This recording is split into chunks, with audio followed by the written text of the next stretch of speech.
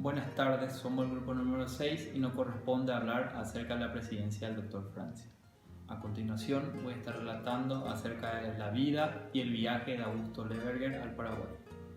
Almirante Augusto João Manuel Leverger, conocido como el Barón de Melgaco o Bretón de Cuyaba, fue un militar franco-brasilero, escritor, héroe de la Guerra del Paraguay y presidente de la provincia de Mato Grosso en varias ocasiones. Fue un marinero desde una edad temprana, después de haber llegado a Brasil en 1824. Un decreto de mayo de 1825 lo nombró alférez. Fue escritor, historiador y geógrafo, estando entre sus principales intereses la hidrografía. Fue una figura muy importante literaria de esa época en Mato Grosso. Corría el año 1839, cuando en Cuyaba se esparció el rumor de la muerte del Dr. Francia. Estando Esteban Resende, el presidente, juzgó propicia la ocasión para intentar la recaudación de relaciones con el Paraguay. Para eso mandó lanzar al agua el barco en abril de 1839, a cuyo bordo viajaría el oficial de la Marina en misión diplomática, Augusto Leverger, quien iría a saludar al supremo dictador en nombre del presidente de Mato Grosso. Un comandante paraguayo exigió orden expresa de su gobierno que le autorice a consentir en la continuación del viaje de Leverger, y después de las primeras discusiones perdió todo empeño en proseguir su ruta. No siendo verdadero el rumor de la corriente en Cuyaba, pues Francia aún existía en la vejez y con los mismos procedimientos de la política exclusivista. La iniciativa de Mato Grosso recibió la condenación franca de la Corte de Río. Para el dictador Francia, Leverger no fue sino un espía que, conforme a sus órdenes, fue expulsado sin permitirle pasar.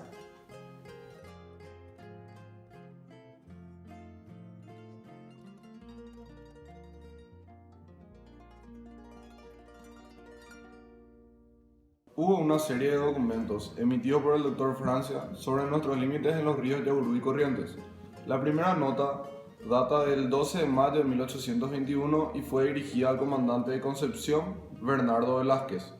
La nota decía lo siguiente: hizo bien en despedir sin permiso a los que venían en la canoa con pretexto de querer hacer sal, no solo porque esto fue un fingimiento manifiesto, sino también porque esta era parte del territorio de la República del Paraguay, así como también lo es todo el Chaco hasta el Yaurú. Y esto muy bien lo saben los portugueses, ya que en el año 1767 la divisoria de ambas naciones desde la caída del río Corrientes fue fijada en el canal del río Paraguay, subiendo las aguas arriba y atravesando la laguna de Xarroyes hasta el Yaurú, que desde la banda del Chaco cae en el mismo río Paraguay.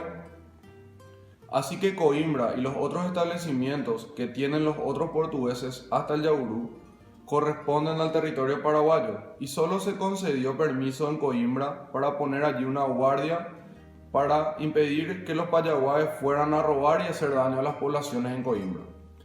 Pero los portugueses se fueron allí falsificando y afirmando su establecimiento, así como en Albuquerque, para quedarse con esos territorios como hasta ahora se han quedado.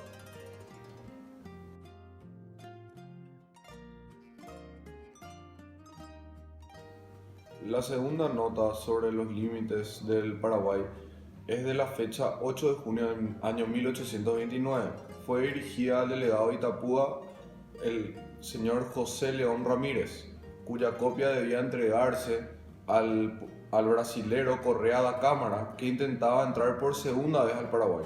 La nota decía: en cuanto a los límites, no hay más que reproducir lo que en otras oportunidades se ha dicho, y debe el enviado saber que por la parte oriental del río Paraguay corresponde dar por límite al río Blanco, que desagua un poco más arriba de nuestro fuerte Olimpo, y por la banda occidental el río Yaurú.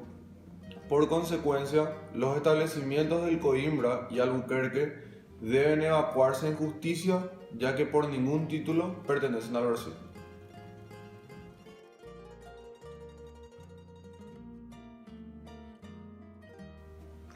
Nota del 12 de septiembre de 1834.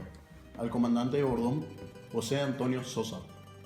Decía: el límite divisorio por la banda occidental del río Paraguay, ajustado en tiempos pasados entre España y Portugal, es el río Yaurú, y que consiguiente al fuerte de Coimbra y Albuquerque pertenecen al Paraguay, y solo como prestado se les permitió a los portugueses para poner guardia, para celar a los paraguayos que iban por el río a hacerle algunos robos.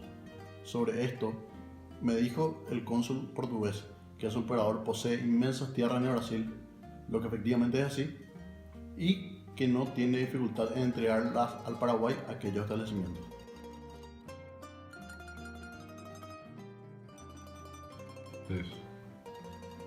Nota del 3 de abril de 1840. Al comandante de Bordón, Manuel Antonio Delgado. Esta nota decía: cuando vino el cónsul Correa de Cámara, yo di esta queja, se refiere a los robos de ganado en la frontera de Brasil, para que siguiera a su gobierno, exigiendo indemnización y pago de tan considerables robos. Al mismo tiempo, hice presente que Coimbra y Albuquerque estaban en terrenos pertenecientes sin disputa al Paraguay, porque el límite conocido ya en otro tiempo era el río Yaurú. Estas 4 notas indican cuál fue el pensamiento invariable sostenido por el gobierno del Dr. Francia desde 1821 hasta 1840 sobre nuestros límites con el Brasil.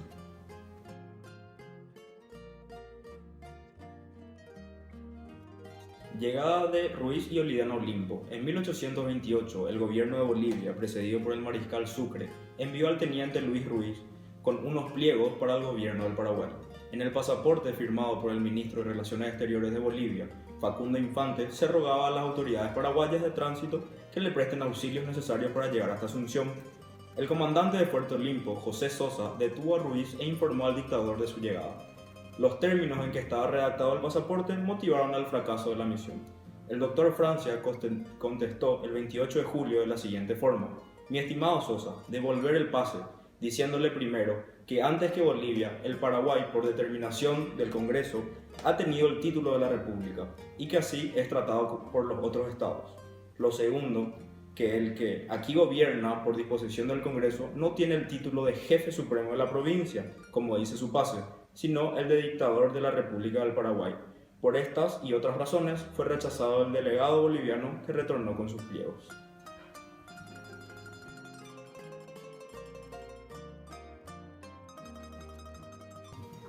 La segunda misión se llevó a cabo en 1836 por José de León Olidín, hijo de Manuel Luis de Oliden, quien había obtenido una autorización del gobierno boliviano para formar un puerto en la confluencia de los ríos Utuquís, Tucavaca y Latiriquique, o en la parte más aproximada para la navegación de estos hasta el río Paraguay.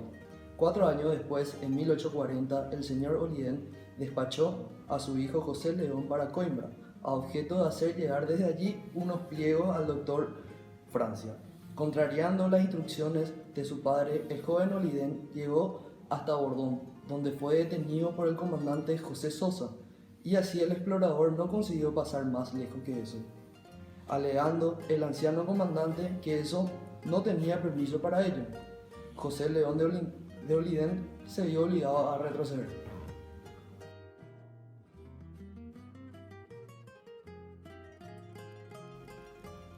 La soberanía nacional dentro del gobierno del Dr. Francia.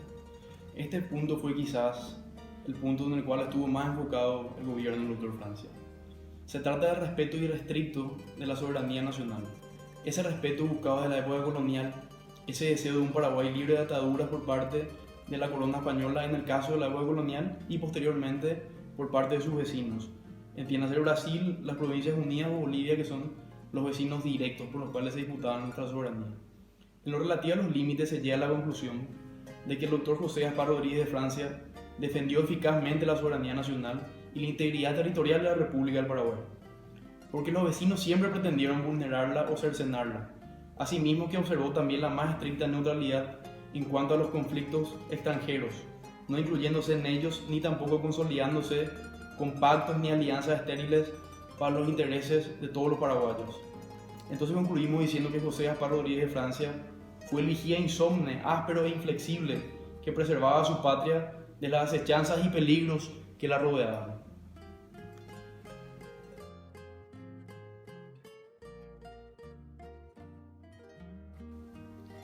Una de las características principales del gobierno del Dr. Francia fue el enclaustramiento económico que sufrió nuestro país durante toda su dictadura. Hubo una hermética clausura de las fronteras con los países limítrofes. Fueron 26 largos años que duró este encierro económico. Fueron 1 millón de hombres que estuvieron sin contacto con el mundo, sin comerciar, sin viajar, sin enviar ni recibir ningún tipo de correspondencia.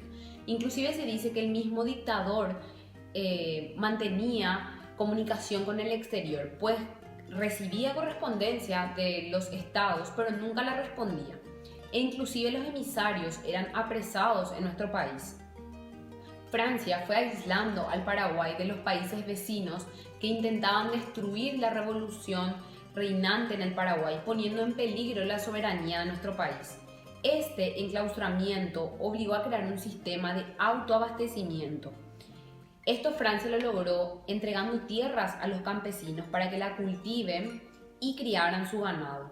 Así surgió lo que sería la estancia La Patria, que estaba bajo estricto control del dictador, donde criaban caballos, bueyes, vacas, para así dar carne a la población. Pero llegó un punto en el cual el Paraguay necesitaba abrir una boca de comercio, pues no contaba con armas y otras provisiones. Fue así que en el año 1823 se abrió el puerto de Itapúa para comercializar con Salto, pero era un puerto con estrictos controles. Los brasileños llevaban ahí su dinero para cambiarlos por productos del Paraguay. Los productos brasileños eran llevados hasta el dictador y él mismo elegía cuáles se iban a quedar y él ponía el precio de ese producto. Beneficios del enclaustramiento. Uno de los beneficios fue el adelanto en la agricultura. Creó fuentes de trabajo. Cubrió las necesidades básicas del pueblo paraguayo. El Estado realizaba recolecciones anuales que generó grandes recaudaciones que permitía al Estado reducir los impuestos más gravosos. Esto elevó el nivel de vida de los trabajadores. Hay distintas causas que se dicen que llevó al Dr. Francia a crear este enclaustramiento económico. Una de ellas es la formación de la nacionalidad paraguaya, es decir, que Francia quería crear un ferviente nacionalismo de los paraguayos, pero esto era refutado por el doctor Cecilio Báez, pues él mismo decía que la nacionalidad paraguaya surgió desde los tiempos de la época colonial. Otra de las causas es el anarquismo reinante en toda Sudamérica. Y por último, la política de expoliadora, es decir, proteger al Paraguay de nuestros países limítrofes que querían sacarnos nuestras tierras.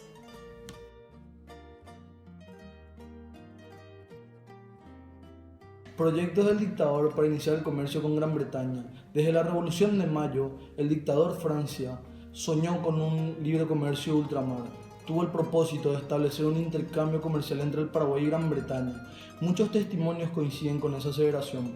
Robertson, un comerciante inglés que vivió en Paraguay durante el periodo de 1811 a 1815, cuenta que en una entrevista mantenida con el cónsul Francia, este le había expresado lo siguiente: mi deseo es fomentar las relaciones directamente con Inglaterra, de modo que cualesquiera sean los impedimentos que pongan el comercio y la navegación, esos serán los únicos que sufran. En la misma entrevista, el cónsul Francia, después de haber obsequiado a Robertson algunos productos paraguayos como el tabaco, la yerba mate, el tejido algodón, continuó diciendo que estos son más que unos pocos de los ricos productos de este suelo y de la industria e ingenio de sus habitantes.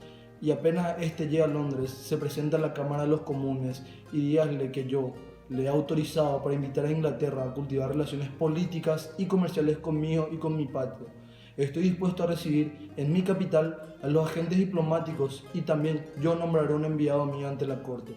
Robertson no pudo dar a conocer a sus compatriotas las aspiraciones de Francia, pues una vez que se encontró en Buenos Aires, tuvo que suspender su viaje por presiones políticas de Buenos Aires, esto antes de 1825, porque Argentina debería establecer un tratado. De la misma manera, tuvo que retornar al Paraguay, postergando indispensablemente su tratado con el Paraguay para ser como intermediario entre un libre comercio tanto entre ingleses y paraguayos.